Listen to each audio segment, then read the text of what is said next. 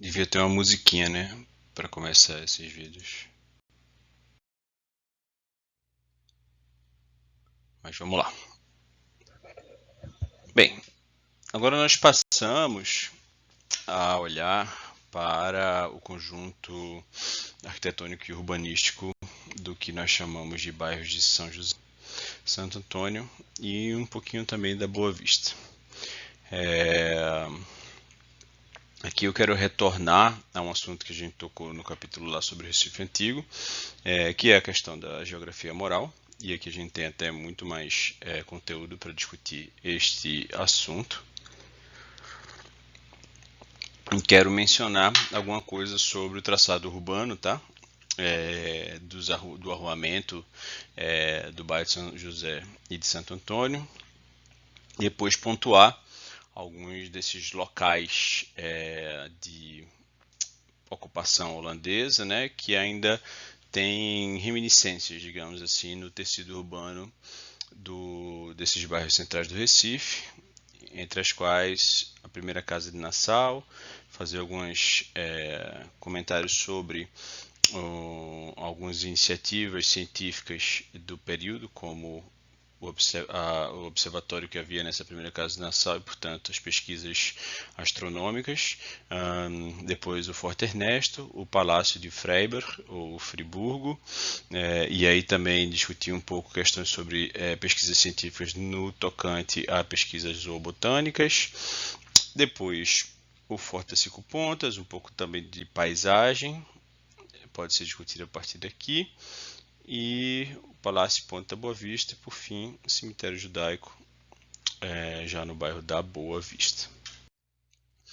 Então, voltando àquela discussão, como eu mencionei, que é trazida pelo historiador Simon Schama no livro O Desconforto da Riqueza, ele, como eu falei, menciona todas aquelas questões de como que há uma sobreposição do momento crítico de luta contra a natureza na construção dos Países Baixos e um momento crítico de luta pela independência política. Portanto, a construção física do país ela acompanha de maneira bastante significativa a construção política e a construção depois também do imaginário nacionalista. Então, daí a moralidade da geografia. E os holandeses, de fato, como a gente discutiu, têm vários há, bom, elementos culturais, elementos históricos e paisagísticos que se referem a esse grande esforço de construção física do país, e esses aspectos culturais eles foram trazidos aí para a nossa situação durante a ocupação holandesa aqui no Brasil, em especial, e é realmente uma coisa que tem uma especificidade quase que exclusiva dentro desse ambiente do desenvolvimento urbano, da ocupação e da expansão urbana do Recife e da cidade de Maurícia como capitais da Nova Holanda. Então os holandeses decidem arrasar Olinda, deixar para trás a Acrópole portuguesa, a cidade construída em cima de colinas, de morros, que não deixava de ser uma estratégia de defesa, mas uma estratégia de defesa que para a situação de Olinda exigiria um esforço de fortificação ao redor de tudo o que nós chamamos ali de sítio histórico, cidade alta de Olinda. Nós vimos que a invasão holandesa foi bastante rápida, justamente porque não havia um sistema de fortificação suficientemente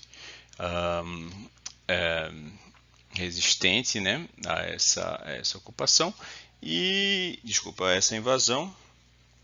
E somente a oposição alta da Acrópole, ela não era para os holandeses justificativas da manutenção ali do núcleo urbano, do núcleo da administração, da povoação. Então havia uma racionalidade, uma inteligência também em manter, né, toda a estrutura administrativa e as principais ocupações junto ao porto, né, o porto do Recife. Então, voltando para essas citações aqui desses pontos em que nós vemos, primeiro, como a crônica, né, holandesa, através de Barlew's, vai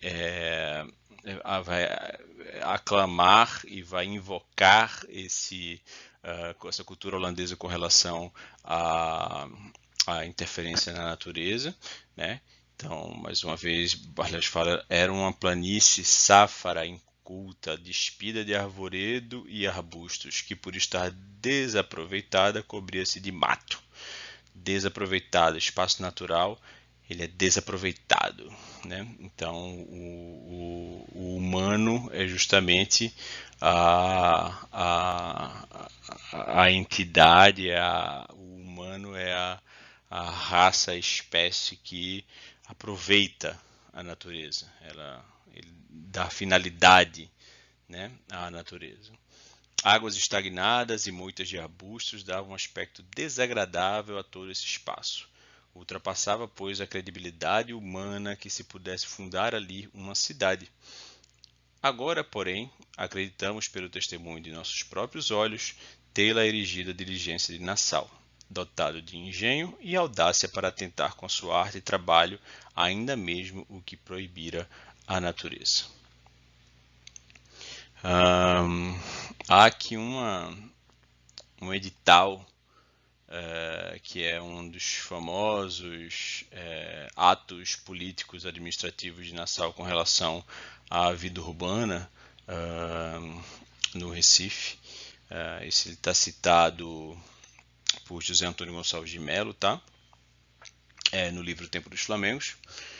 E o edital dizia: todos os moradores dessa conquista são muito conhecidos quão grandes trabalhos e esforços temos empregado há vários anos para fazer da cidade Maurícia a principal cidade dessas terras, e particularmente para o bem geral de todos os moradores, para fazê-la florescente e grande, para cujo fim mandamos aterrar os terrenos baixos e pantanosos, fazendo os próprios a construção de casas, delimitando todo o terreno com ruas e canais, e finalmente encerrando-a em fortificações eficientes para que os habitantes que aí quisessem se fixar pudessem fazê-lo com segurança para os seus teres e haveres. Então, tá, aterrar os terrenos baixos e pantanosos e delimitar todo o terreno com ruas e canais, ou seja, muito lógico para esse planejamento urbano holandês é que os terrenos não sejam só delimitados com ruas, mas também com canais, né? Ou seja, como flui a lógica de que esses terrenos aterrados, a água que se acumulava nesses terrenos, ela possa, ter um fluxo, né? Para que justamente evite-se enchentes, evite-se transbordos, evite-se ruas alagadas, etc. Então, para dar uma olhadinha no que eles estão falando, trata-se aqui, tá? Então, dois momentos com relação a essa cartografia holandesa, mas que remetem a justamente mais ou menos a situação quando os holandeses chegaram, né? Que havia esse braço de rio. Português é uma palavra portuguesa, eu uso ela para isso, é Gamboa. Eu vou voltar a esse tema. Adentrando a ilha de Antônio Vaz, tá? E aí os holandeses constroem este forte, o Forte das Cinco Pontas, a gente vai entrar em detalhes sobre ele. E as funções defensivas dele especificamente estão relacionadas a uma fonte de água potável que havia aqui, as cacimbas de Ambrósio Machado, e uma pequena abertura que havia nos arrecifes, nas imediações do que hoje é a casa de banhos, e que permitia que pequenas embarcações passassem também para a área da Bacia do Pina, sem precisar passar de frente do porto e de frente para essas fortificações. Então, portanto, uma fortificação aqui ela também defenderia estrategicamente uma invasão por essa retaguarda, tá? Assim que, digamos assim, chegou em Pernambuco, o Conde João Maurício de Nassau, Johann Maurus von Nassau, ele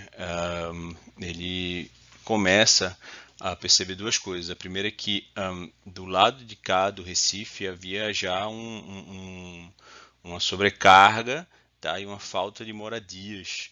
Então ele resolve ocupar uma casa portuguesa que existia do lado de cá, né, na ilha de Antônio Vaz, e começa esse trabalho de fortificação dessa área, que ele está falando dos esforços de fortificar e delimitar as ruas com canais, os terrenos com ruas e canais. Ele está falando desse começo de intervenção nesse espaço natural. Tá? Então, antes dos portugueses, desculpa, antes dos holandeses, havia aqui uma linha de casas, eu vou mostrar isso um pouquinho mais de detalhe, mas havia uma linha de casas já construídas pela ocupação portuguesa, né, e um convento franciscano, tá? Que é o convento de Santo Antônio, que é essa construção aqui. Os holandeses eles começam a fazer essa obra de fortificação em torno do convento que vai depois se tornar um forte, puxam esse primeiro dique, formando uma grande praça de armas, quase como um forte maior, e aqui está construído o Forte das Cinco Pontas. Isso é 1637. A gente vai ter depois uma acomodação urbana aqui que vai linkar essas duas fortificações. A gente vai mostrar isso em detalhes. Mas, portanto, está aqui o Forte das Cinco Pontas, essa é a região do bairro de São José atual, e aqui o Convento de Santo Antônio, e então, portanto, o bairro Santo Antônio atual, no centro do Recife. Essa configuração ela vai ser, portanto, um pouco o que eu mencionei como uma situação natural, né? É o que vocês estão vendo aqui. À beira de rio bastante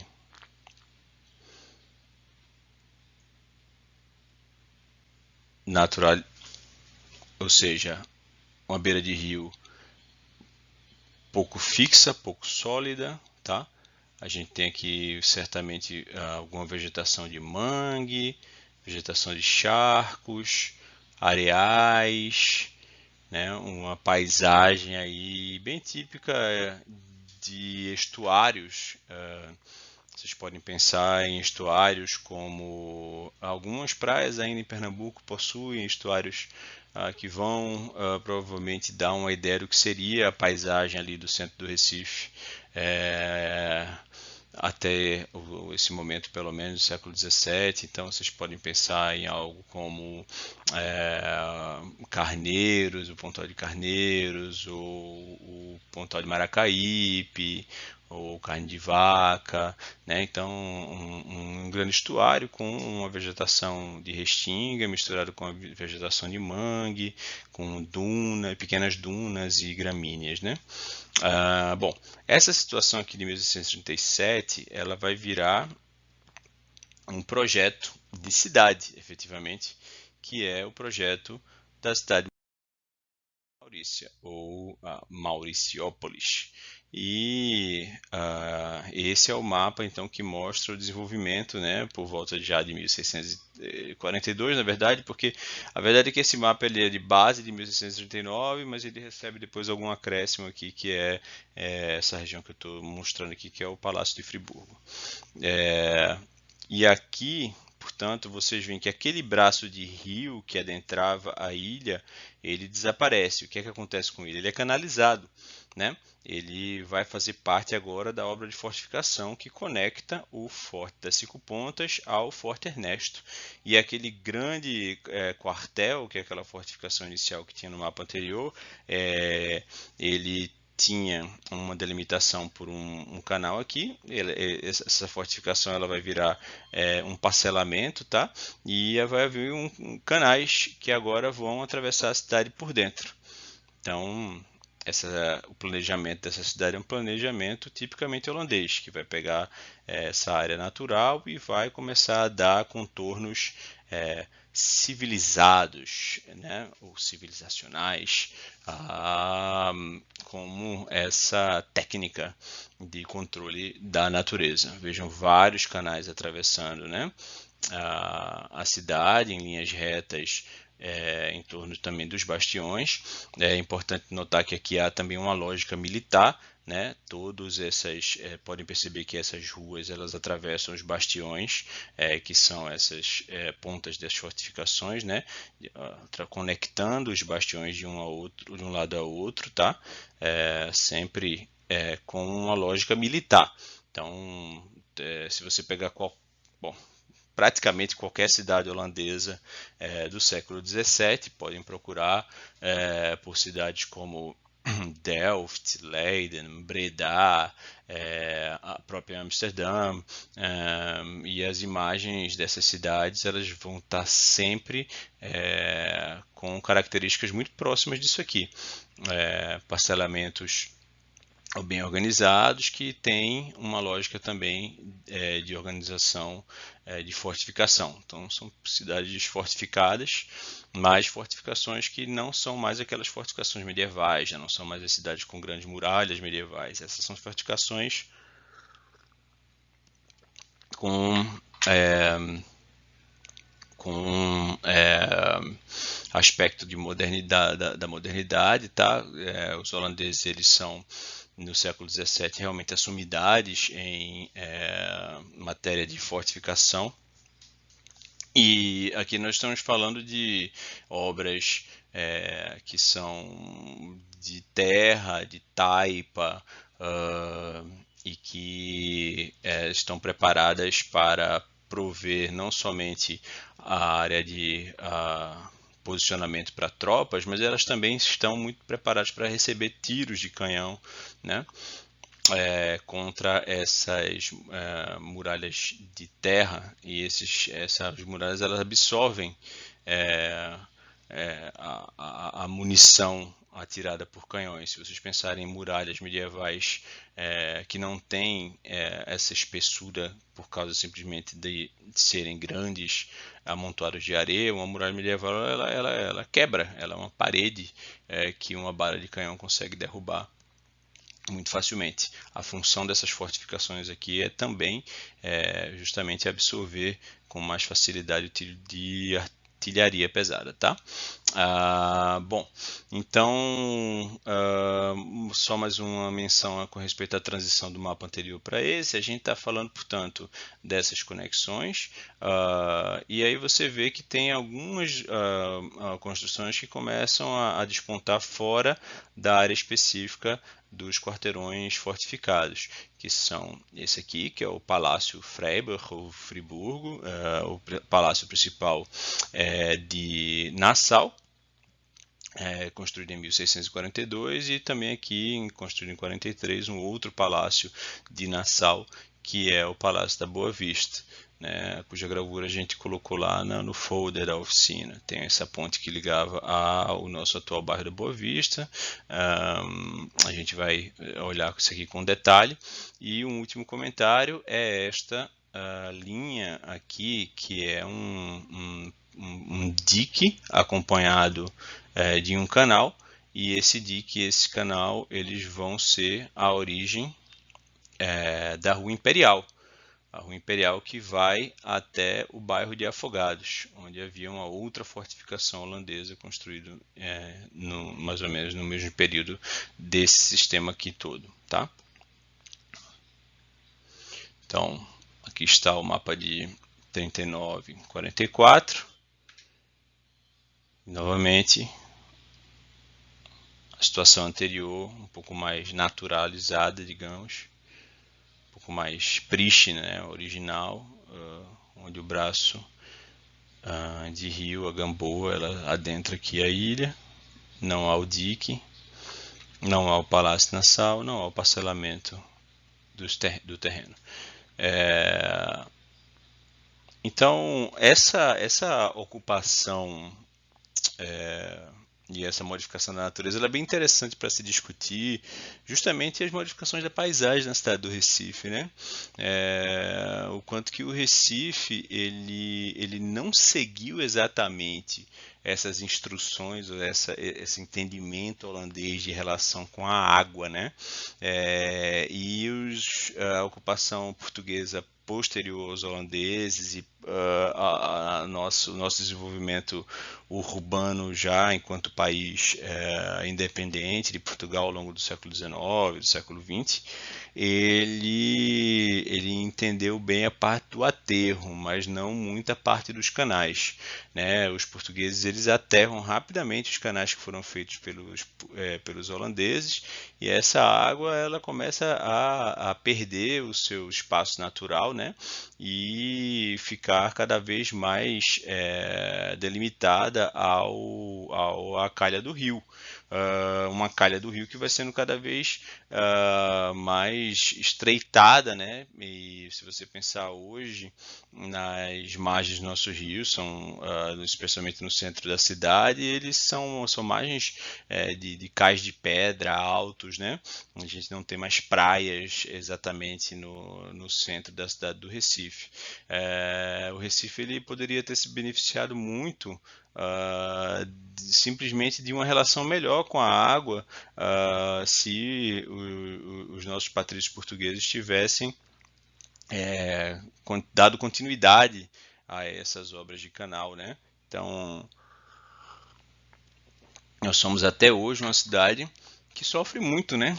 Com alagamentos, né? É sempre um drama nessa questão no Recife quando chove. E justamente isso advém de uma gestão de água que não respeitou os fluxos naturais da água, né, as necessidades de pensar a engenharia hidráulica, né, da cidade.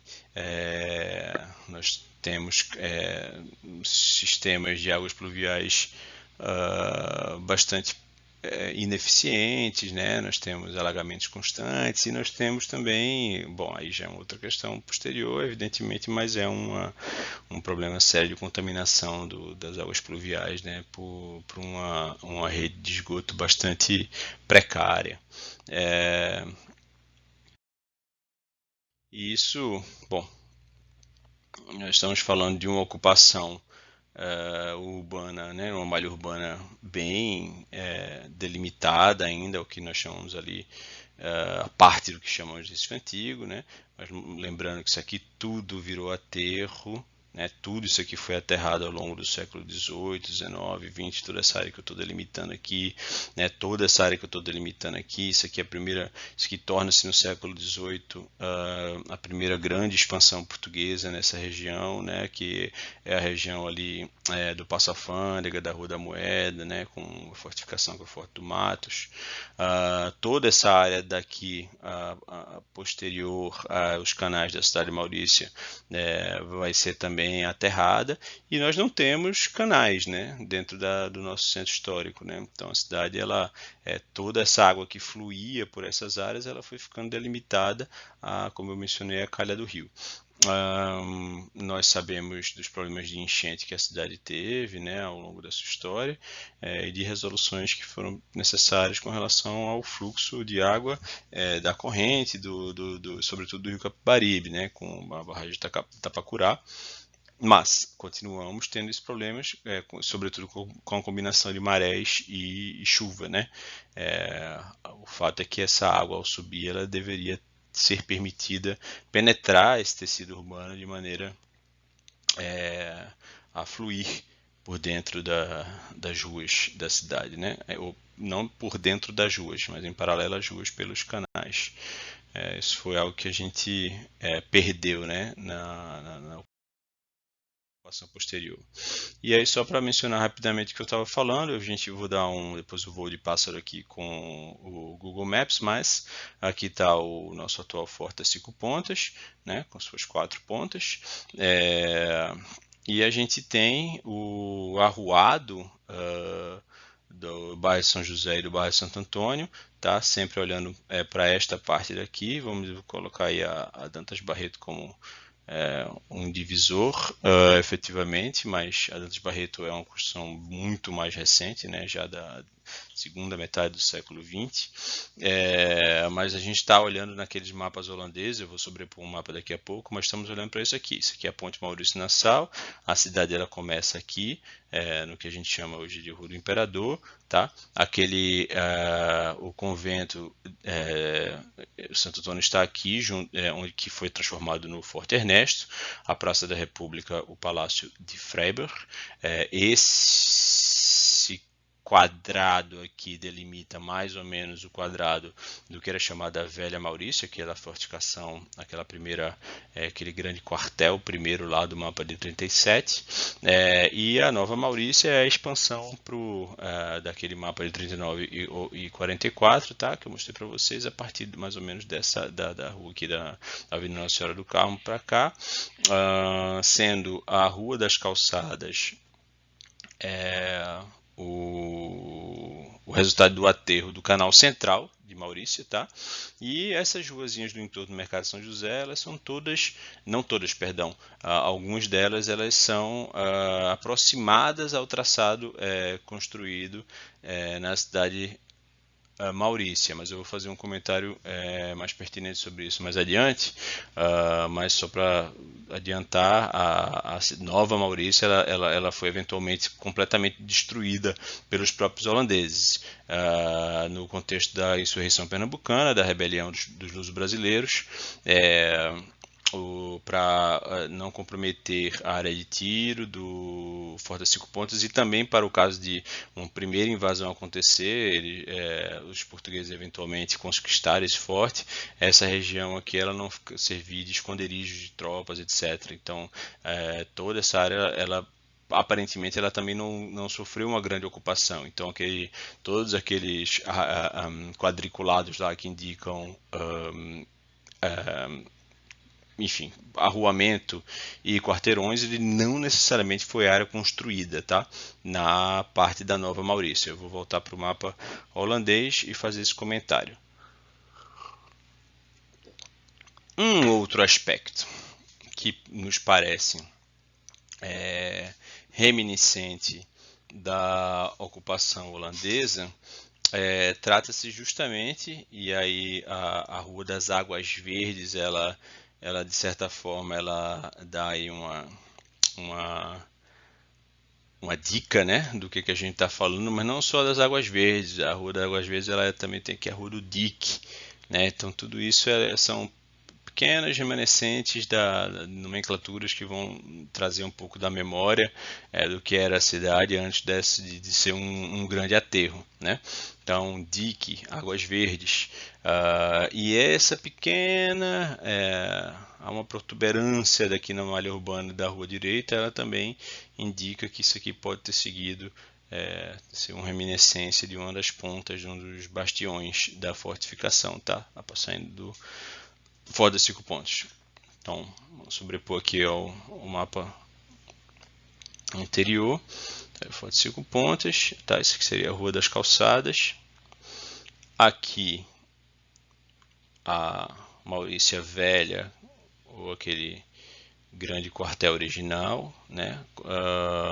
Esse quadrado que era chamado pelos portugueses o Terreiro dos Coqueiros, aparentemente havia vários coqueiros plantados ao redor, mas que surge na cartografia holandesa simplesmente como o mercado. Ele corresponde, grosso modo, à nossa atual Praça da Independência, ou a Pracinha do Diário.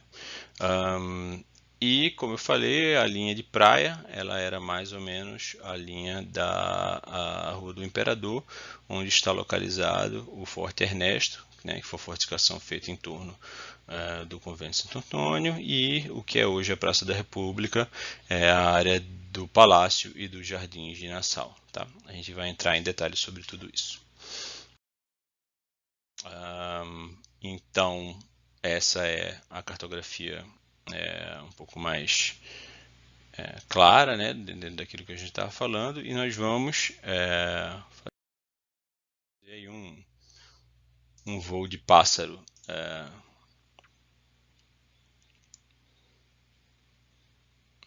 Bom, então a gente começa aqui na atual Praça da Independência, ou Praça do Diário, tá? Esse arruado que existe em torno da Praça da Independência, ele é um arruado que corresponde ao arruado holandês, tá? Então, Rua Duque de Caxias, Rua Larga do Rosário, e as suas extensões, né? A Rua Diário de Pernambuco, todas elas, de certa forma, elas remetem ao arruado. E possivelmente ao parcelamento também. É muito provável que esses sobrados compridos de fachada estreita, eles estejam construídos em parcelamentos, ou seja, em divisões de solo do período holandês. O que não quer dizer que essas casas sejam holandesas. Não vai dizer, o professor falou que a Rua da Duque de Caxias é tudo casa holandesa. Não é. Mas olhando para essas casinhas aí, ó, e na extensão dela, na Rua Diário de Pernambuco, olha, a gente tem ainda vários casarões que têm essa característica bem estreita, mas a gente sabe, que eu vou mostrar pela iconografia, que não havia casarões altos, né, construídos holandeses nessa área, tá? Então, essas casas aqui, elas também, vou mostrar como elas se relacionam a um parcelamento da época, mas não são absolutamente casas do período, tá? Ou se há qualquer referência ao período aqui, é basicamente o terreno, mas talvez algumas dessas casas tenham sim fundações holandesas, mas há muito pouca pesquisa arqueológica nessa área, tá? Para a gente saber disso. Bom, chegando aqui, a gente está mostrando aqui o convento, e ao lado do convento a famosíssima Capela Dourada, a gente vai falar dela, e finalmente a Praça da República, né? É, que é aquela ponta, né? O número 13 ali no mapa, tá? Aqui, são o Palácio e os Jardins de Nassau. Vamos falar de todos esses espaços em detalhes na sequência, tá, gente? Eu estou fazendo só um voo de pássaro aqui para mencionar alguns detalhes para vocês. Aqui novamente Forte das Cinco Pontas, né? Então vejam como a gente tem esse pequeno desvio do padrão do bairro de São José. E isso aqui provavelmente é uma herança desse primeiro Ornavec mais próximo do Forte das Cinco Pontas, né? E Rua das Águas Verdes. As Águas Verdes certamente são as águas que vinham pelas Gamboas, pelos canais aqui na região, e a Rua do Dique, né? Emparelhando ali os diques, digamos assim. Aí você tem ali, ó, o fim da rua direita, como eu falei, a área central do canal central, e no número 15 tinha o Palácio da Boa Vista, tá? O segundo Palácio de Nassau, que vamos discutir em detalhe, aí parece coincidir com o Convento do Carmo. Bom, essa é mais ou menos a situação e a área que nós vamos explorar na sequência.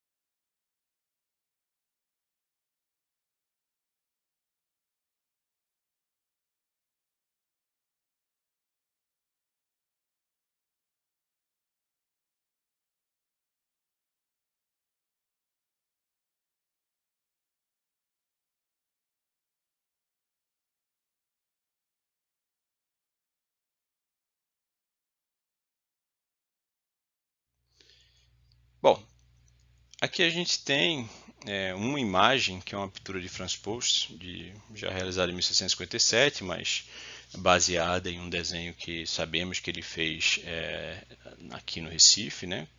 Bastante detalhado. Há duas versões desse desenho, um com a ponte e esse sem a ponte, que então provavelmente não, certamente não existe nem o Palácio Friburgo nem a ponte. Isso permite a gente afirmar que ele é no mínimo anterior a 1642, então muito provavelmente aí da época ainda de 1637.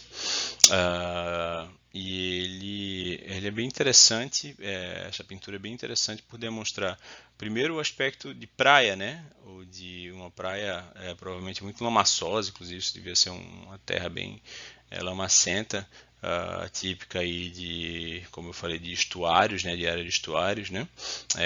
Com uma parte de areia mais firme, umas obras que parecem ser diques bem primários aqui. Aí tem uma série de pessoas em primeiro plano, algumas pessoas inclusive há uma hipótese, né, um achismo de que esse personagem aqui seria o próprio Nassau, recebido por populares e tal. Bom, mas é uma discussão que a gente não vai entrar agora, tá? Mas é uma imagem interessante de se pegar em alta resolução e ficar olhando os detalhes aí da composição da paisagem humana, né? Do Recife, uma paisagem bastante negra, né? Com uma população grande, nessa época a maior parte provavelmente pessoas de origem congolesa e da região do que hoje a gente chama de Gana, Costa do Marfim, Togo. Aqui a gente tem o que parece ser um casal português com uma mulher portuguesa usando véu, né, porque havia um recato tremendo na mulher portuguesa nessa época, né, um recato que nós poderíamos talvez até fazer um paralelo com o recato da mulher muçulmana nos países de maior rigor, né, da interpretação do Islã. E aqui, gente, é a tal da primeira linha de casas que eu mencionei. E é bem interessante notar esta casa com um telhado com as chamadas quatro águas, né, são quatro empenas, né, formando um casarão mais robusto. Essa linha de casas aqui, lá atrás, o convento de Santo Antônio, e ladeado por casinhas de um formato completamente diferente, com esse escalonadozinho bem típico de casas holandesas da região de Flandres. Então, isso aqui é o casario português que existia anterior à ocupação holandesa, essa linha de rio aqui, da beira do rio, e isso aqui já é o início da ocupação holandesa na ilha de Antônio Vaz, tá? Voltando para aquelas primeiras gravuras lá que falam da conquista de Olinda, existe justamente essa referência aqui, ó, número 2, e ele mostra aqui na cartela um convento na ilha de Antônio Vaz. E aqui está o nomezinho Ilha de Antônio Vaz, mostrando esse casario. E aí é bem interessante, é bem importante também fazer aqui uma pequena crítica não vou entrar em detalhes de história da arte nem nada, mas essa é uma gravura que é um panfleto. Então é bem possível que parte dessas construções aqui, se não a totalidade delas, elas tenham sido feitas de forma esquemática, só para demonstrar a paisagem, né? Enquanto Franz Post é um pintor de um paisagismo quase que realista, né? Também não quer dizer que ele viu essa situação ou que ele não possa simplesmente ter preenchido, né, essa paisagem humana, por exemplo, a partir de outros desenhos, que foi uma prática muito comum da pintura de Franz Post, como eu mencionei lá na aula sobre Olinda, mas a gente tem aqui provavelmente uma situação de paisagem urbana muito mais fidedigna, tá?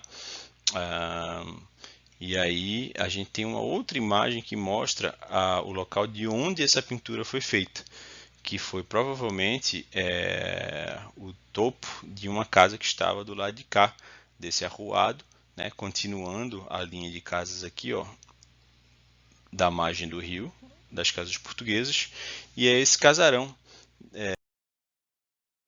que foi retratado por Zacharias Wagner, né, que, como eu mencionei antes, era um soldado que foi contratado como escriturário, dispenseiro, né, de Nassau, e tinha algum dote artístico, né? A gente viu uma outra aquarela dele lá no mercado de escravos.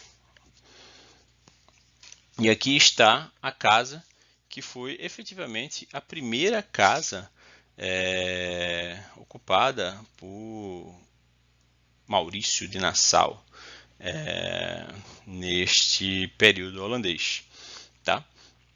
E essa casa, ela tem um aspecto muito interessante que pode ser observado. Bom, há vários aspectos interessantes que podem ser observados aqui nesta imagem.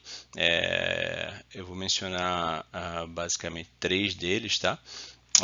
Mas o primeiro, bom, é uma casa portuguesa, tá? Com esse telhado em 4 águas, como se falava.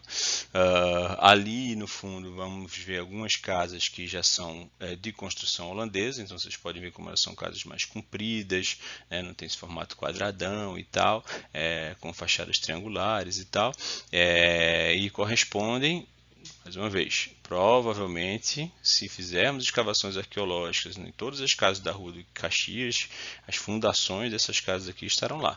Mas vejam que são casas completamente diferentes do que são aqueles casarões ali da Duque Caxias que eu mostrei na imagem por satélite, né? Mas possivelmente, inclusive, algumas dessas paredes podem até ter sobrevivido, né? Nós não sabemos exatamente, mas o parcelamento, ou seja, o terreno comprido e estreito, ele corresponde. Bom, e aqui a casa de Nassau é bem interessante, ela era uma casa que era ladeada por várias casinhas, né? E a presença de pessoas negras aqui podem denotar muito bem a existência dessas casinhas para uso como senzala. Essas casinhas, não obstante, elas dão para a gente uma ideia também de parcelamento, porque nos parece que a partir do casarão principal você tem uma sequência de casinhas e você vai coincidindo elas com mais ou menos as casas que estão aqui na rua 1º de Março. A rua 1º de Março sendo essa diagonal aqui e aqui sendo a Rua do Imperador. Nesse quarteirão não há qualquer semelhança dessas construções com as construções atuais, né? Mas a gente consegue identificar alguma origem de parcelamento aí, e obviamente, mais uma vez, né, apesar de Nassau ter toda essa fama aí de príncipe humanista, que trouxe cientistas e artistas, etc. e tal, ele não se isentou de escravizar pessoas, né? E mais do que isso, Nassau ele não só garantiu o fluxo dessa mão de obra escravizada para o Brasil, mas como também ele participou ativamente tendo lucros na empresa escravista, por assim dizer. Bem, o outro comentário curioso sobre essa imagem é que por sobre esse telhado da casa portuguesa está construída essa estrutura, que foi construída posteriormente, nós sabemos disso. É uma estrutura hexagonal, tá? Por sobre pilares, e com várias janelinhas e aparentemente um teto translúcido também. Aqui funcionou o famosíssimo primeiro observatório astronômico de todo o hemisfério sul e das Américas, né? Esse observatório ele foi utilizado pelo George Marcgraf. Marcgraf era um naturalista, um geógrafo, cartógrafo. Nós já utilizamos alguns mapas desenhados por ele também nas outras aulas, e um astrônomo. Era um erudito, né?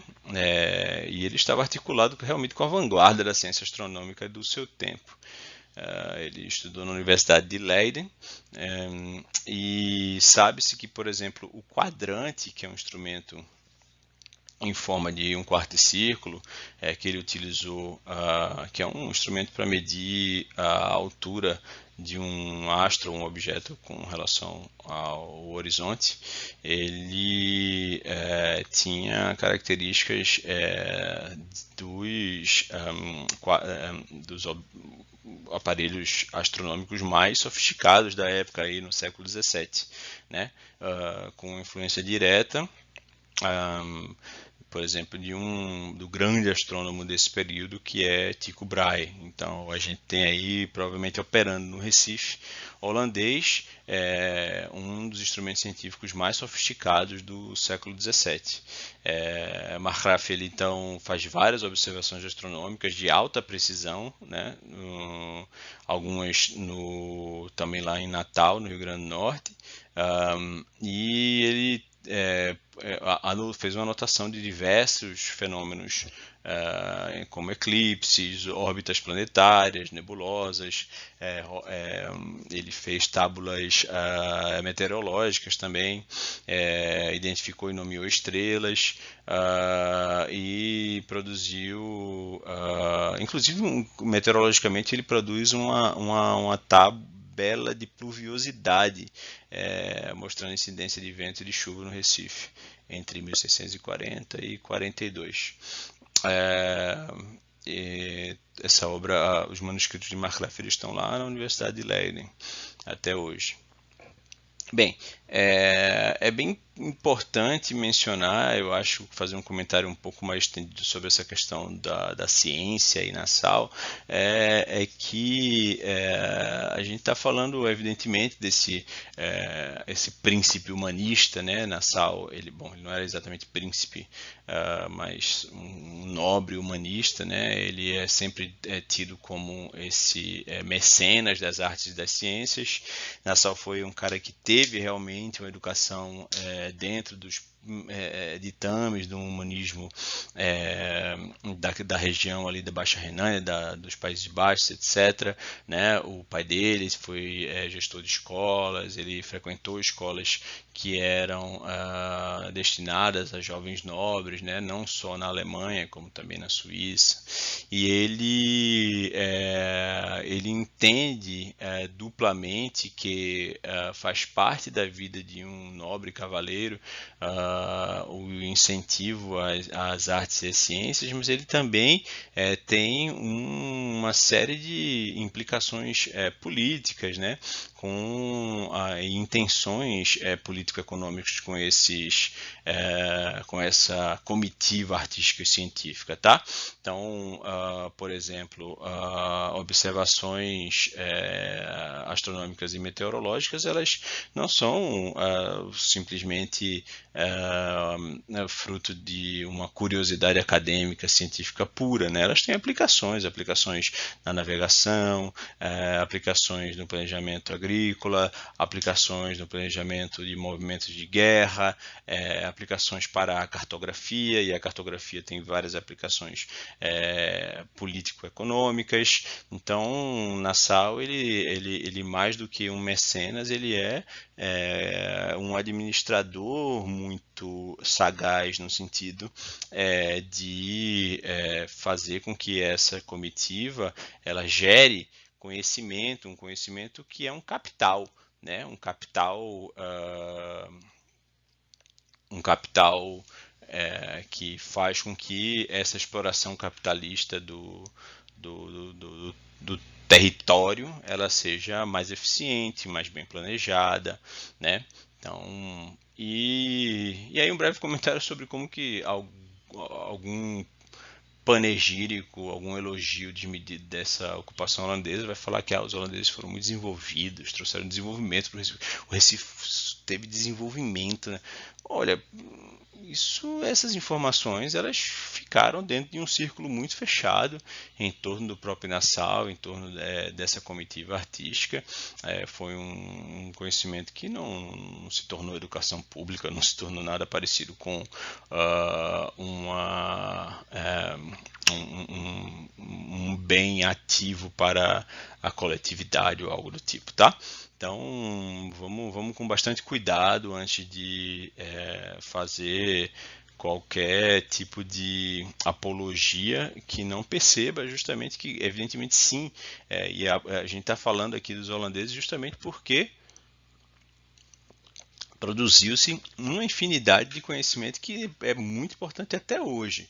Agora, se esse conhecimento ele é um conhecimento que serviu para um desenvolvimento local na época, parece um pouco anacrônico, né? Um pouco desmedido falar dessa maneira, tá?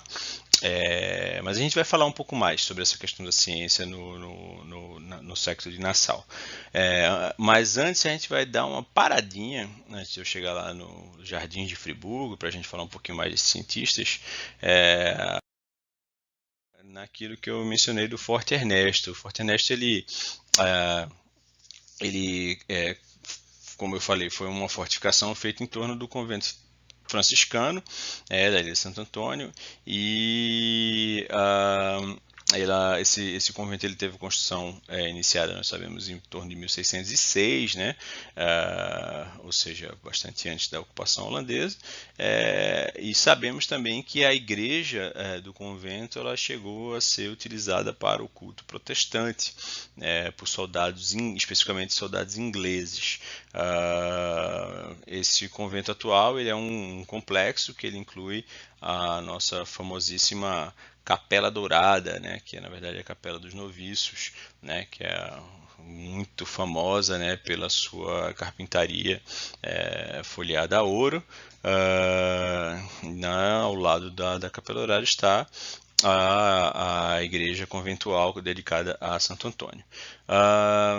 Em 1630 começou a fortificação então do convento, que só foi batizado de Forte Ernesto depois de 37 com a chegada de Johann Mauro Silva Nassau. Ernesto era o irmão dele, que veio na comitiva militar dele, tá? E que acabou inclusive falecendo aqui no Brasil.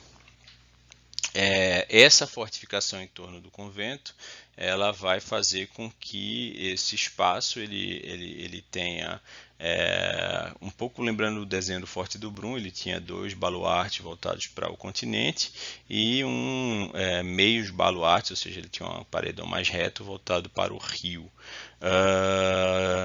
E havia, na cartografia é possível observar que havia uma pequena ponte que dava acesso por cima de um fosso para a área do Palácio de Nassau, que é lá na atual Praça da República. Mas,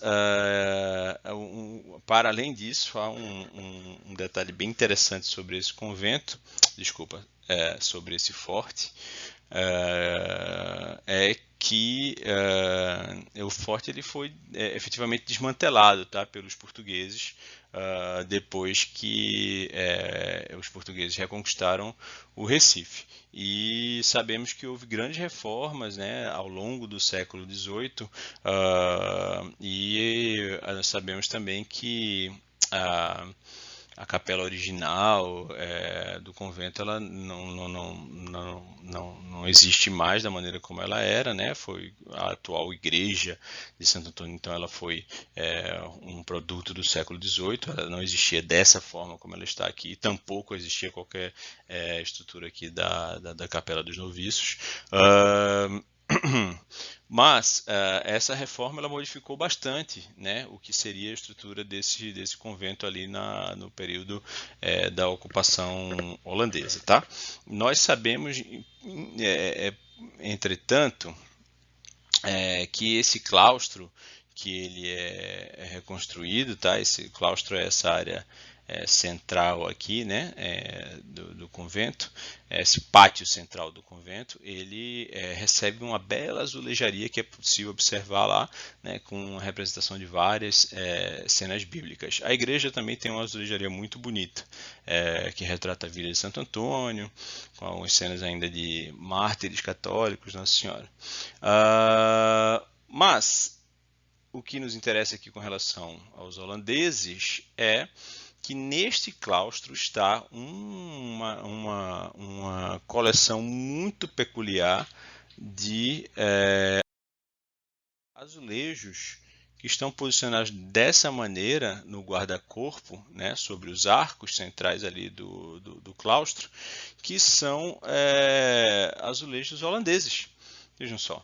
E que sabemos que são azulejos holandeses do século XVII, né, produzidos provavelmente em Roterdã, na cidade de Roterdã, na Holanda, e que aparentemente trata-se da maior coleção de azulejos holandeses encontrada fora da Holanda.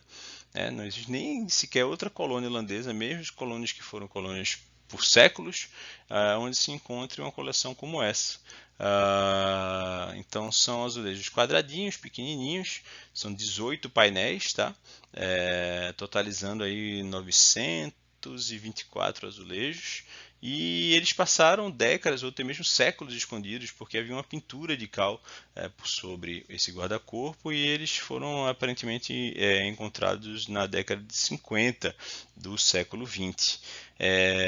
Uma observação muito interessante é como eles contrastam de maneira bastante interessante com a típica azulejaria portuguesa, porque a azulejaria portuguesa ela ou vai ser de elementos geométricos ou quase na totalidade, até o século XVIII, ela vai representar cenas religiosas. Né? A gente tem bons exemplares de azulejaria portuguesa representando cenas religiosas aqui em Pernambuco. Eu já mencionei desse próprio convento. Um outro exemplar seria o convento franciscano de Olinda. A gente tem também na igreja da Sé de Olinda. Mas a azulejaria holandesa ela tem essa característica decorativa com temáticas do cotidiano, não votivas. Né? Então você tem cavaleiros, profissões, jogos infantis, navios, vasos de flores, alguns seres mitológicos, monstros marinhos, e de certa forma isso retrata aí um pouco dessa modernidade relativa dos Países Baixos nessa época, que ao mesmo tempo ela tem essa ideia humanista, né, da arte representar o cotidiano das pessoas, não ser só essa coisa da representação religiosa, né? Você tem os mestres holandeses dessa época pintando cenas caseiras, cenas da cidade, né? Esse olhar para o humano, né?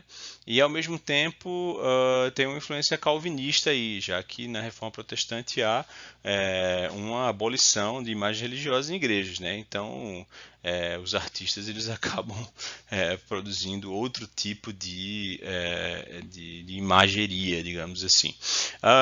Nós não sabemos se esses azulejos eles eram efetivamente parte do forte. Veja que interessante. Esse claustro, ele, como eu falei, ele foi profundamente reformado, então é bem possível que esses azulejos eles não estivessem aqui antes, eles podiam estar em outra parte do convento, tá? Ou do forte, né, na verdade, ou mesmo podiam vir de outras residências, talvez do Palácio de Nassau, que ficava ao lado e que, como eu vou falar adiante, ele foi eventualmente demolido, né? Então, mas fica aí registrado, né, 924 azulejos holandeses que estão lá dentro do convento de Santo Antônio.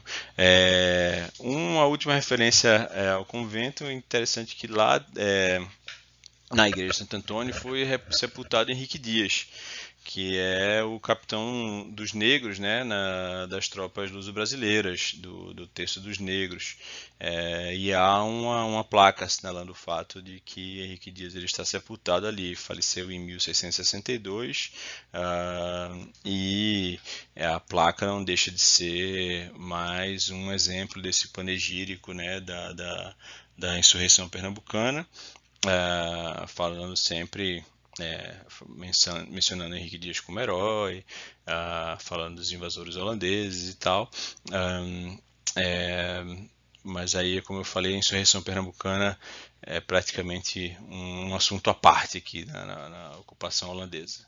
Bem, e aí nós chegamos efetivamente a Friburgo, o Palácio de Freiburg. Tá?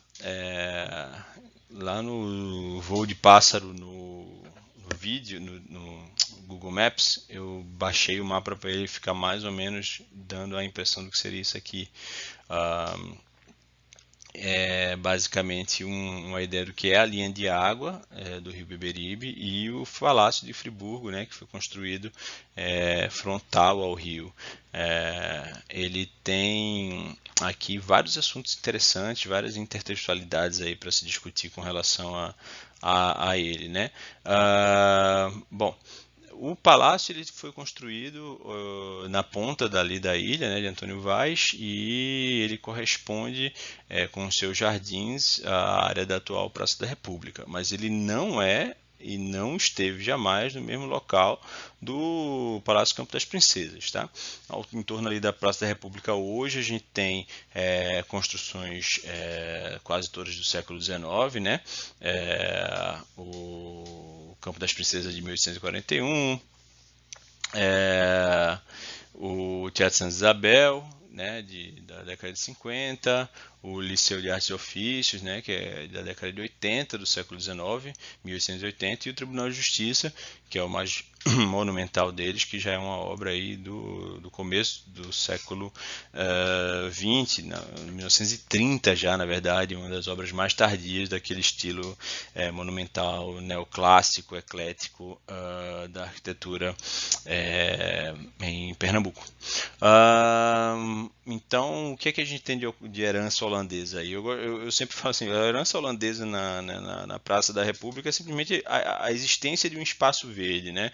Como ele foi originalmente ali urbanizado para ser jardins, aquele espaço ele acabou ao longo dos séculos tendo várias utilizações, várias conformações, chegou a ser um descampado todo aterrado em boa parte do século XIX, depois virou um jardim, eventualmente ele recebeu o tratamento urbanístico que ele recebeu hoje, que ao fim das contas é um projeto do Bulemax, mas essa ponta verde aí da ilha, ela é uma consequência lá da ocupação dos holandeses lá por Maurício Nassau.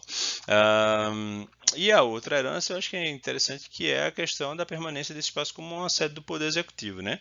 Você teve o Palácio Nassau, esse palácio ele foi utilizado como palácio do governo por vários governadores portugueses da capitania de Pernambuco ao longo do século XVIII, depois o palácio ele foi demolido. Mas, eventualmente, o Palácio Campo das Princesas ele volta a ser a sede, desculpa, ele vai ser a sede do governo e ele volta a trazer a centralidade do Poder Executivo do Estado de Pernambuco para essa área, tá? Então, Nassau ele cria um pouco uma corte em torno dele, né? Ele tinha um porte meio de príncipe, né? Então ele dentro desse palácio era um palácio que tinha várias acomodações ao redor. Ele aí acomodava toda a sua corte. A corte dele consistindo aí de funcionários, né, de funcionários domésticos, funcionários de apoio às funções governamentais, às funções militares, a sua comitiva, né, artística e científica, né? Então o Palácio de Friburgo, Freiburg e seus jardins eles eram muito movimentados, né? E certamente aí também havia, nós sabemos disso em detalhe em vários documentos da época, havia também o recebimento de comitivas, né, de cidadãos que vinham discutir questões de Nassau, com Nassau, né, tanto membros da comunidade judaica, membros da comunidade holandesa, protestante, católicos dos brasileiros, etc. Bem, Nassau ele construiu esse palácio em 1642, né? Ele aparentemente foi desenhado pelo irmão do Franz Post, que é o autor desta imagem, o Peter Post, que também foi quem desenhou a causa de Nassau lá na Haia, a Mauritshuis, que a gente falou na introdução. Ele tinha então uma composição de duas alamedas laterais, né, duas torres, e por algumas referências era chamado também de Palácio das Duas Torres. E essas torres elas tinham coretos vazados, um dos quais abrigava um farol. que servia para o balizamento de navios que entravam na Barra do Recife, porque ele era de certo o prédio mais alto, né, de toda a Mauriciópolis, de todo o Recife, portanto ele tinha ali a capacidade de ajudar o balizamento dos navios entrando na Barra do Porto. Há uma hipótese de que a segunda torre possa ter abrigado posteriormente o segundo observatório astronômico de Marraf. Depois que ele saiu lá da Casa Portuguesa, ele teria vindo para a uma das torres do Palácio Nassau. Esse palácio ele foi demolido, tá? Em 1770, parece que ele já estava bastante danificado. Porque parece que parte da estrutura dele, inclusive, não era de alvenaria, mas sim de madeira, tá? O palácio não temos registro, não temos nenhum tipo de herança material dele, tá?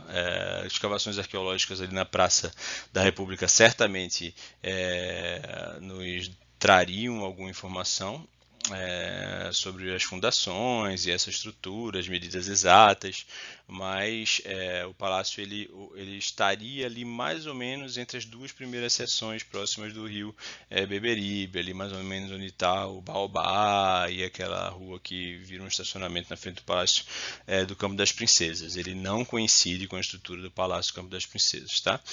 Mas eventualmente de frente pro Palácio Campo das Princesas, surge novamente a figura de Nassau, nesse busto, tá? Que é um busto que foi uma doação alemã, do governo alemão, em 2004, não holandesa, lembrando que Nassau foi nascido, né, e estabelecido ao final de sua vida também novamente na Alemanha, e é uma réplica de um busto que existe dele em Kleve, que é a cidade na qual ele se tornou príncipe.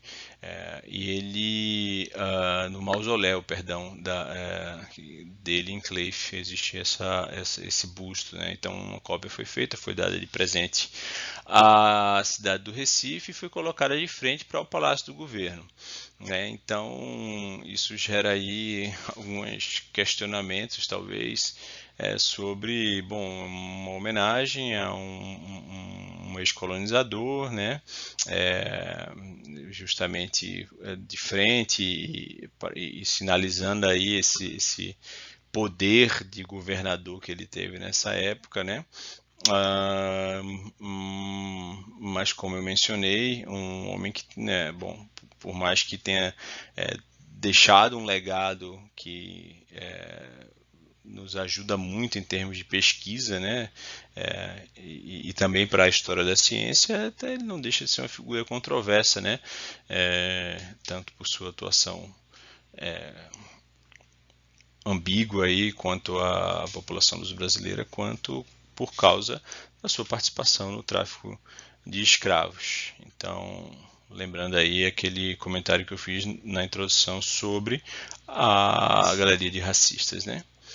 E essa questão da monumentalização desses personagens, né?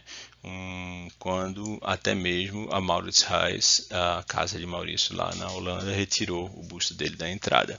Então, mais um ponto de discussão, um ponto de inferência aí que pode ser trazido. Mas, bom, adiantando um pouco essa discussão, voltando aí para a questão dos jardins e da área ali da ocupação na atual Praça da República. Esse aqui é um mapa que mostra como seria a configuração dos jardins, que envolveria, bom, segundo Barléu, 700 coqueiros, 852 laranjeiras, 58 pés de limão, romanzeiras, figueiras, mamoeiros, dezenas de espécies de plantas, piscinas providas de todo tipo de gênero de peixe, um salar também, casas de jogos, né? Então realmente um grande jardim de lazer, e que boa parte das pesquisas de ilustrações que foram publicadas em livros zoobotânicos da época, que são resultado da pesquisa de Willem Pease, de George McGrath, de Albert Eckhout, Zacharias Wagner. Há uma grande produção, né, de iconografia zoobotânica nessa época e embora tenham havido algumas pequenas expedições científicas, né, a gente sabe que McGrath foi para o Ceará, foi para o Rio Grande do Norte, foi para São Francisco, havia também o relato de que as pessoas traziam animais e plantas de várias áreas de Pernambuco e do Nordeste para agradar Nassau, e ele transformou isso aí, na verdade, num parque zoobotânico, né? Então havia vários animais, né? Além dessas espécies todas de plantas, e a gente pode ter certeza que boa parte dos desenhos, eu vou mostrar, pelo menos, já mostrei um, mas vou mostrar um outro desenho, dessa vez de Eckhout, são espécies que certamente estavam não desenhadas, não foram necessariamente desenhadas na situação natural, mas foram trazidas, né? E esse parque zoobotânico, como eu mencionei, ele é a base que gerou alguns dos primeiros estudos científicos, efetivamente, e científicos no sentido mesmo de sistematização, né, dessas espécies. Na verdade, por exemplo, o McGrath atribuiu nomes latinos a algumas espécies, né? Esses livros da época eles vão mostrar muitos nomes indígenas, mas também algumas denominações latinas, e parece que algumas dessas denominações de McGrath influenciaram Linnaeus, né, o Carl Linnaeus, que escreveu lá em 1735, né, estamos falando disso quase 100 anos depois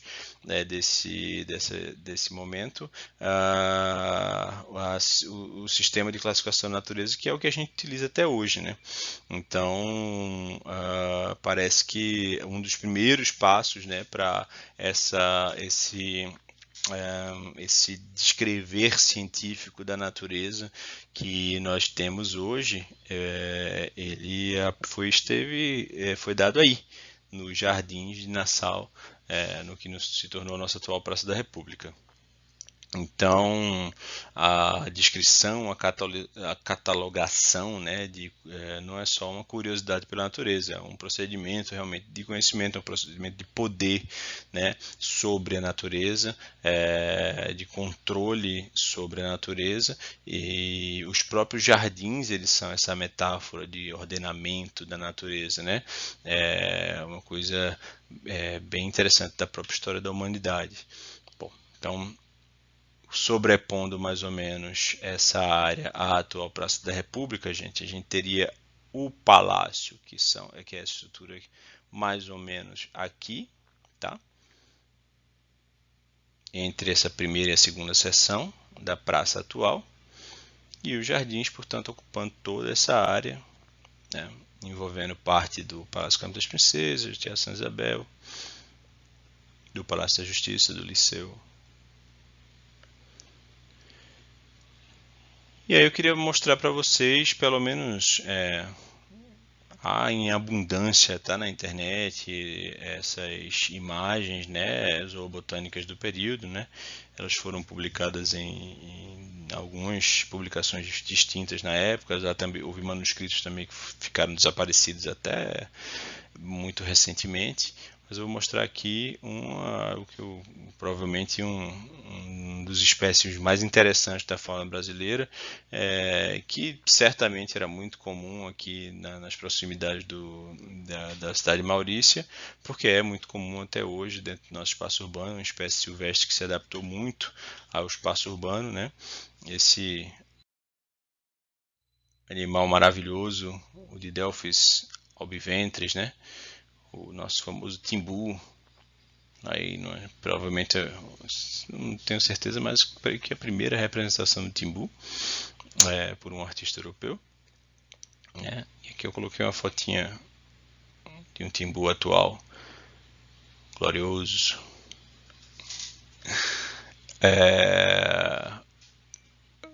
Daqui eu vou mostrar uma pintura de Franz Post que se relaciona diretamente com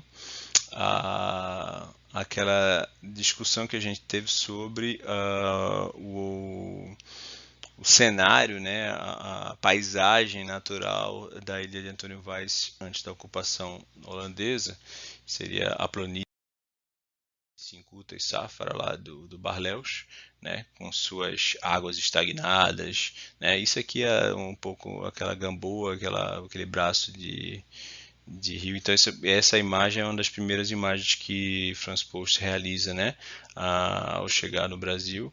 Lá está o Forte das Cinco Pontas, essa silhueta aqui que se vê na, no horizonte, e essa imagem que é uma imagem orgulhosamente possuída aí pelo nosso glorioso Instituto Ricardo Brenan, ela mostra também uma cena interessante aí de observação, digamos, antropológica mas que provavelmente é só uma montagem que Franz Post fez de um homem negro, o que seria talvez uma mulher cabocla e um soldado branco, né? Uma pequena demonstração aí da questão das raças, dos grupos étnicos, né? Do período holandês. E essa configuração da paisagem aqui, complementada aqui em primeiro plano por um elemento que Franz Post utilizava bastante, né, que era colocar em primeiro plano alguma espécime vegetal com mais detalhamento, ou até vários espécimes, inclusive espécies animais e tal. Então é uma imagem bem típica do trabalho de Franz Post no Brasil, mostrando lá o Forte das Cinco Pontas, cujo nome oficial era Frederik Hendrik, que era um príncipe da Casa de Orange, que era o Stadtholder, que é um tipo de líder político-militar das Províncias Unidas, até 1647, né? Mas o forte era um forte que tinha esse formato peculiar, que era o formato das cinco pontas e dos cinco baluartes, e ele reteve essa denominação popular de Vijf Hoek, ou seja, cinco pontas. E é bem interessante que mesmo após ele ter sido reconstruído pelos luso-brasileiros, ele mantém a designação de cinco pontos, eu vou mencionar já já. Mas é bem interessante que a ocupação holandesa ela vai permanecendo no imaginário holandês, e há esses três fortes bem robustos, bem preservados, bem visitados, que trazem essa memória, né? O Brum, o Cinco Pontas e o Forte Orange, né? Em Itamaracá. Dá uma olhadinha aqui no Cinco Pontas pelo satélite. Tá aí ele com suas quatro pontas, né? Eu já havia mencionado a função dele de proteger cacimbas de águas que existiam nessa região, tá? Em 1684 esse forte vai assumir uma configuração muito mais próxima dessa aí atual, né? Com quatro baluartes, né? E vai receber a designação de Santiago, né? O Forte Santiago, mas sempre sendo chamado de Santiago das Cinco Pontas. Ele era um forte, ele se tornou hoje o Museu da Cidade do Recife, forte muito interessante, muito bonito. Ele tem um fosso que está seco, né? Não mantém espelho d'água, uma ponte fixa que já foi levadiça em algum momento. Entra para uma praça de armas muito bonita, uma praça de armas com um gramado bem cuidado, né? Palmeiras. Sobe-se para esses rampantes, vocês vão ver há umas réplicas de pedras de cantaria holandesa dessas rampas para os baluartes aqui. Os canhões que estão lá, tá? Não tem nenhum do período holandês, são canhões realmente bem posteriores.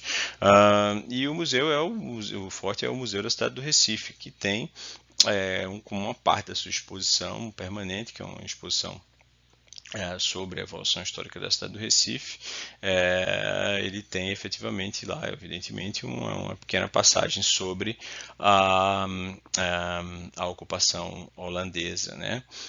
Com alguns mapas, algumas gravuras e alguns painéis explicativos bem interessantes, além do Museu da Cidade do Recife abrigar também um enorme acervo fotográfico e cartográfico, documental, tá? Um museu muito interessante de se conhecer.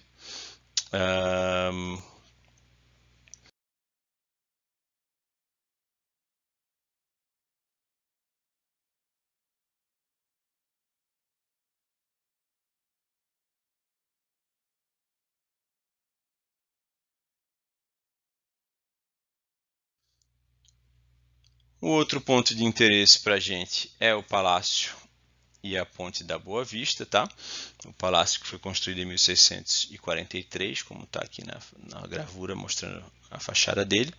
Esse palácio ele era um palácio que era chamado Palácio de Lazer, como o Friburgo provavelmente era um palácio muito movimentado, né, pela corte Nassau, onde moravam várias pessoas. Ele mandou construir esse outro palácio que seria para ele ter um pouco de descanso. Ele seria um palácio então fora da área fortificada da cidade, tá? Essa gravura ela permite ver também aqui um pouco daquela fortificação, daqueles baluartes. Então, como eu falei, o baluarte de terra, tá? Você não está falando de muralhas de pedra na cidade, cercados de paliçada. Então, uma estrutura bem menos pomposa do que se poderia imaginar com relação à cidade Maurícia, Mauriciópolis, tá? Então, uma estrutura bem simples, na verdade, bem improvisada em certos pontos. A ponte foi a primeira conexão, né, da ilha de Antônio Vaz ao continente. E, na verdade, a Boa Vista pode ser considerada uma ilha também, né? A gente tem um braço de rio que depois foi canalizado e virou aquela beleza que é o canal da Agamenon Magalhães. Bem, o Palácio da Boa Vista, ele a gente não tem muitas descrições do que acontecia nesse palácio e tal, mas ele servia de certa forma também como um ponto de passagem, né, mas também de checkpoint, digamos assim, ou seja, um ponto de controle, né, de trânsito de pessoas. Ele não deixava de ter uma função militar, né? Esses bastiões dele aqui eram torres de vigilância, né? Então é um palácio que, de certa forma, também tinha lá a sua função de ser um primeiro contraforte aí da presença holandesa, né? E um ponto de observação da movimentação de pessoas no bairro da Boa Vista, tá? Nós sabemos que em 1667, né, ou seja, 13 anos depois da expulsão dos holandeses, ele já estava sendo ocupado por frades carmelitas. Eventualmente, o palácio, nessa área do palácio,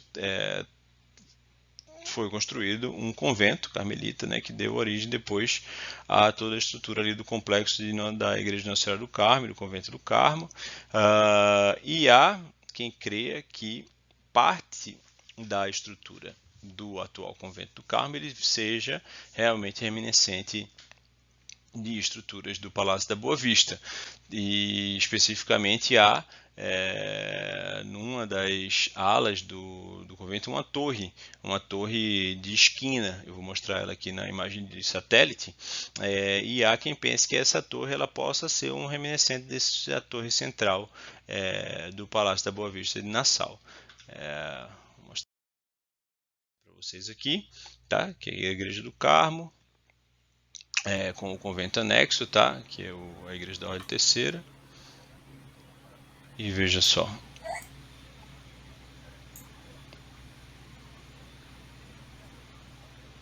Essa seria, com essas 4 aguinhas aí, ó.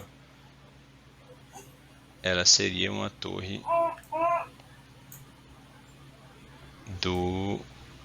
aquela torre central do Palácio da Boa Vista.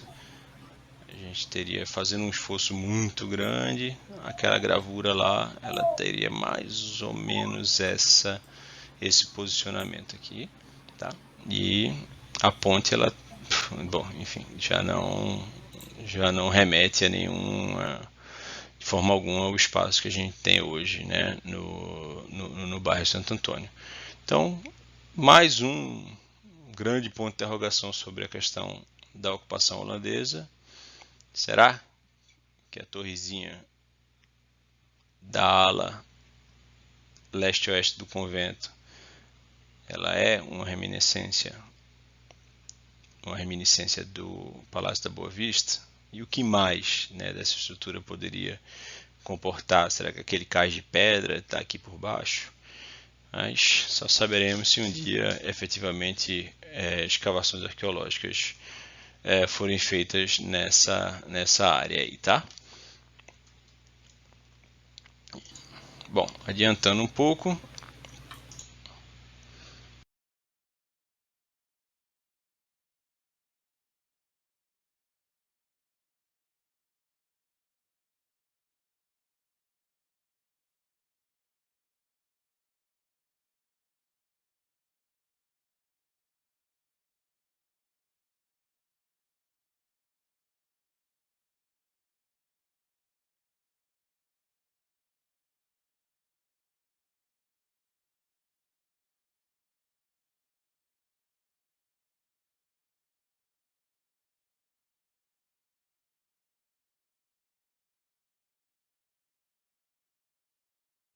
eu vou fazer um comentário pulando para o outro lado, atravessando a ponte ali da Boa Vista, um comentário sobre um outro espaço que a gente tem também grandes dúvidas a respeito, mas que é o cemitério judaico.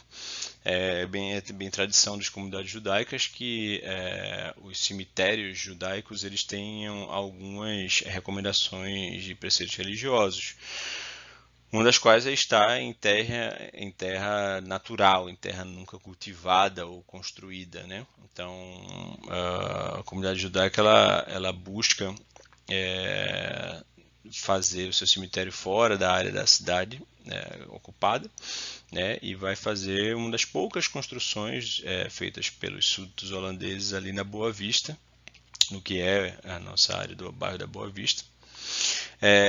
E é bem interessante que mesmo antes da construção daquela ponte lá do Palácio da Boa Vista, o cemitério estaria, ele era na beira do rio, e ele estaria acessível por barco.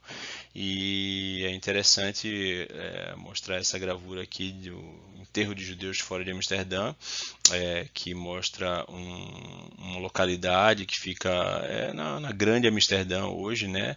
Está dentro da malha urbana praticamente, onde há um cemitério judaico, inclusive onde está enterrado o rabino da comunidade judaica do Recife, de Sacaboab da Fonseca.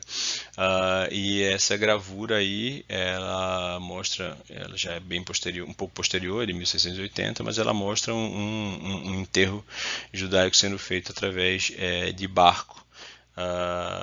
Inclusive isso é uma coisa que permitiria até ultrapassar alguns interditos religiosos do transporte do cortejo fúnebre pela água, tá?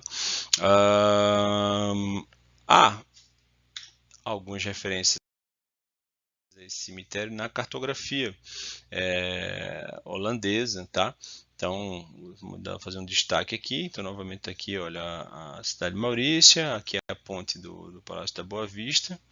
Essa é uma versão anterior desse mapa, né? Você pode ver que não tem o Palácio de Friburgo, não tem o próprio Palácio da Boa Vista, mas já tem a velha Maurícia e a nova Maurícia projetadas. Mas aqui está o cemitério. Ele é marcado, está escrito o cemitério judaico, literalmente, no mapa, né? De Jodenbegraafplaats, o cemitério judaico. E onde estaria esse cemitério judaico, né? Olhando para essa cartografia. Então há algumas aproximações de que esse cemitério estaria na Rua da Glória. Na verdade, ele seria parte desse terreno que há do Convento da Glória. O Convento da Glória, ele efetivamente ele tem nas partes aí do fundo do convento existe uma área que aparentemente nunca teve construções. E o convento poderia ter sido construído na área adjacente ao cemitério judaico. A gente sabe da documentação da época que havia uma paliçada em volta do cemitério, mas essa paliçada ela eventualmente foi retirada pela rebelião portuguesa. Aliás, para evitar que fosse utilizada como para a construção de fortes, né, pelos portugueses rebeldes. Mas está aí mais um local que a gente tem uma aproximação cartográfica, tem essa reminiscência de um espaço não ocupado, mas não sabemos se efetivamente o cemitério judaico está aí nos fundos do Convento da Glória. Bem, essa foi a nossa passagem então.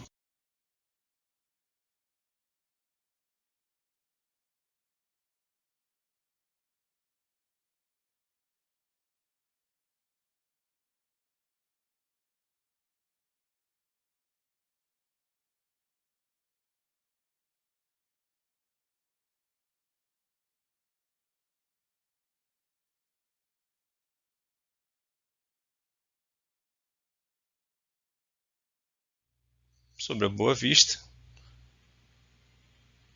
com algumas temáticas que a gente vai destacando, né, de potencial discussão.